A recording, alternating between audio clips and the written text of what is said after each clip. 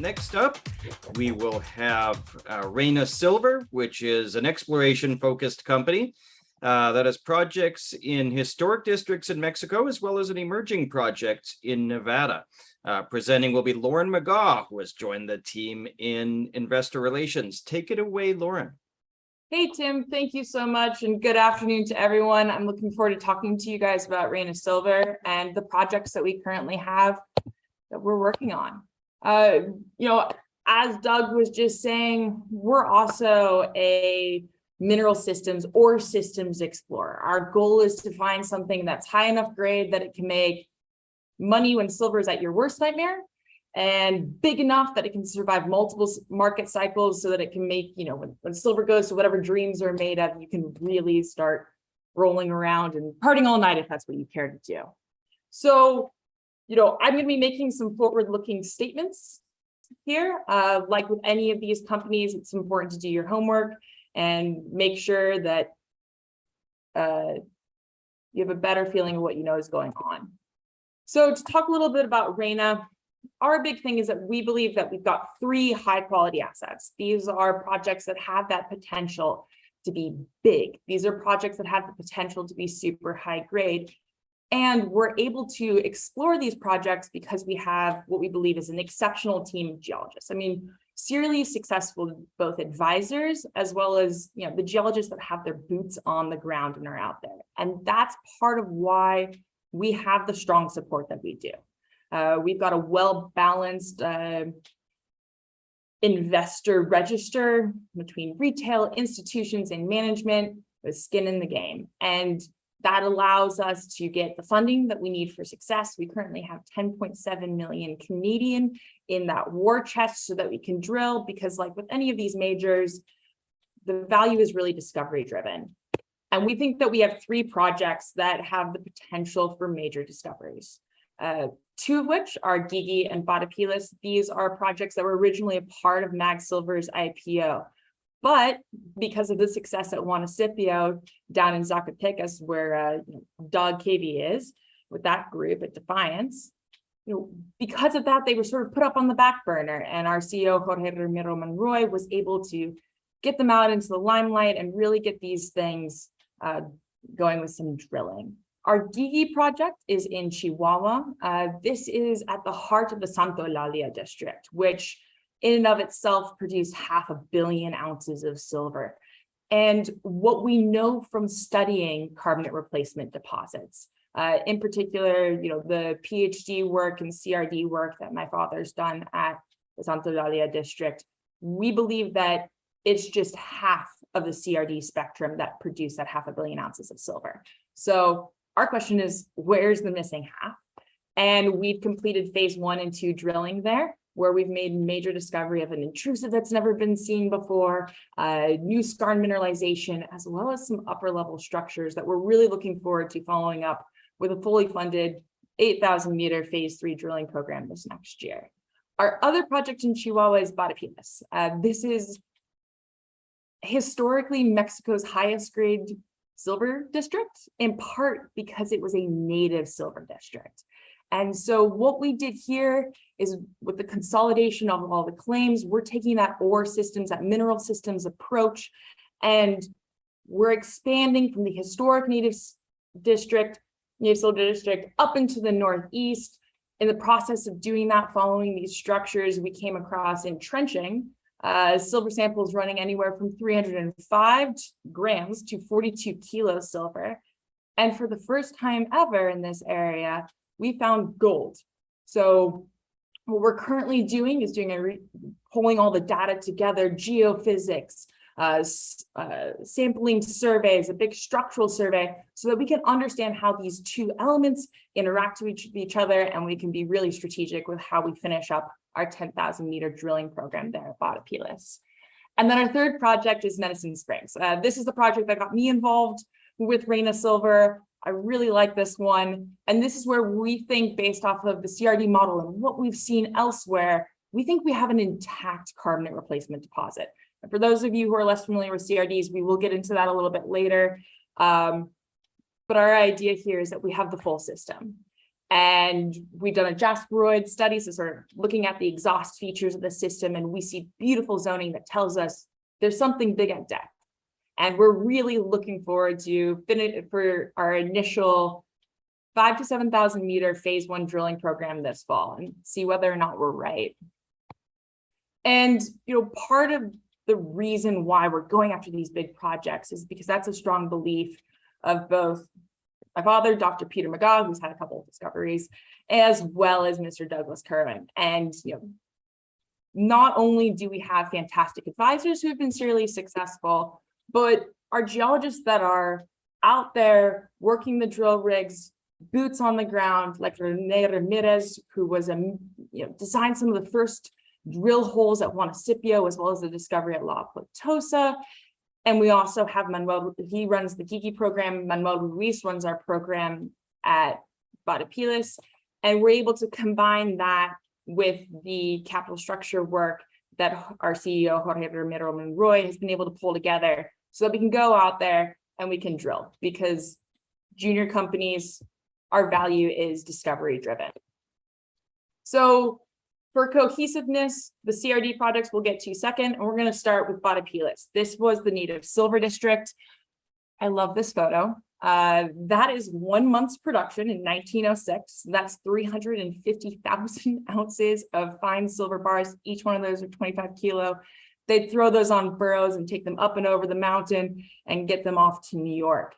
This is a district where 90% of the silver was produced from 10% of the ore. 300 million ounces with an average grade of 1,500 grams per ton came out of here in 30 known veins. And what the miners would do is they follow these little skinny ribbons of native silver and calcite. And over the course of a couple meters, they balloon out to be 3 to 5 meters across, 30 to 80 meters on level. And what the Spanish did is they followed these things down from the surface and they followed them down. In the 1850s, and people wised up, they built a tunnel in at river level. Sorry, my dog feeder is going off. At river level so that they could come in underneath them. And then they discovered that they just kept going. In 1913, the hydroelectric dam that was pumping out was blown up by the revolutionaries. The claims all dispersed, and starting in the 80s, 90s, Cascabel did great work pulling all the claims in together so that this could be explored in that ore systems fashion. That's how it ended up in the IPO with Mag Silver, and Reyna picked it up in 2018. And now we're finally able to really look at this thing. So what we did is we said the bottom portion, the southern portion of this district, we know that's high grade silver. We went up into the northeast zone where we found gold. And this isn't just we found a little bit of gold. This is at hole 42A, for example, we found 3.65 meters running just over 8 grams per ton gold. And what makes us excited as explorers is that you have this silver mineralization in the southeast, or in the south. And we have this gold mineralization that just showed up in the northeast, and we have overlap in the middle, and they're taking advantage of the same structures. They're not temporally in the same spot, but they're both there. And that allows us to have the potential to leverage the silver mineralization to find more gold mineralization, and the gold mineralization to find silver mineralization. So we're getting good numbers. This isn't just like a little gold thing. This is a gold thing.